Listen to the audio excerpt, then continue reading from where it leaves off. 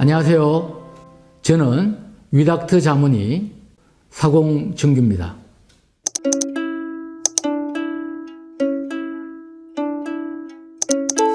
ADHD로 잘 알려져 있는 주의력 결핍 과잉 행동장애 ADHD는 Attention Deficit Hyperactivity Disorder의 약자인데요.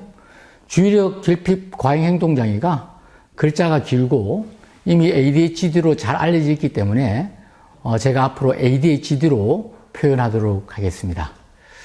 ADHD는 학령기, 즉 다시 말해 초등학교 한 만 6세에서 11세 사이 하고요. 학령전기, 초등학교 들어가기 전, 즉 만 3세에서 5세에서 매우 흔하게 나타나는 소아정신과 질환인데요.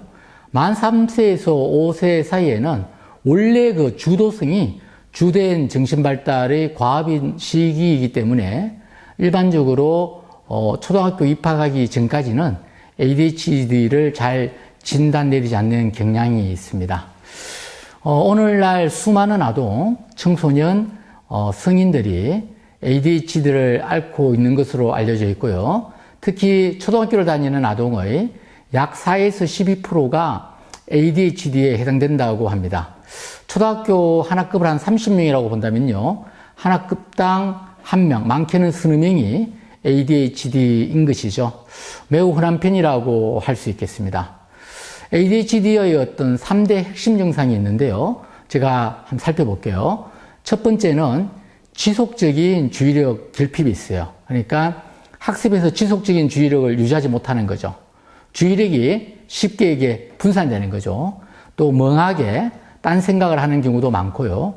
공부를 하다가도 이제 사소한 외부 자극에 의해 쉽게 그렇게 산만 이렇게 가는 거죠.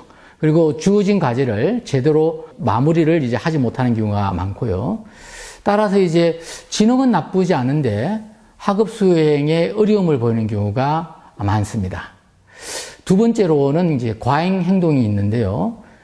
수업 시간이나 가만히 앉아 있어야 하는 상황에서 자리에 가만히 앉아 있지 못하고 이렇게 막 돌아다니는 거죠. 정신없이 분주하게 움직이는 거죠. 이렇게 앉아 있는 경우에도 손발을 이렇게 계속 움직이는 거죠. 몸을 이렇게 꿈틀거리기도 하고요. 또 말이 많은 편이고요. 조용하게 하는 활동에 참여하는 것이 굉장히 어렵습니다. 생각 없이 행동하고 말하는 편이죠. 따라서 이제 부모님이나 선생님으로부터 이렇게 지적을 받기가 쉽죠. 이 과잉 행동은 아동이 ADHD라는 질환의 증상으로 나타나는 것이죠. 아동이 의도적으로 하는 행동은 아닌 것이죠. 과잉행동 증상이 나타날 때 정신건강의학과에 의뢰되는 경우가 많은데요.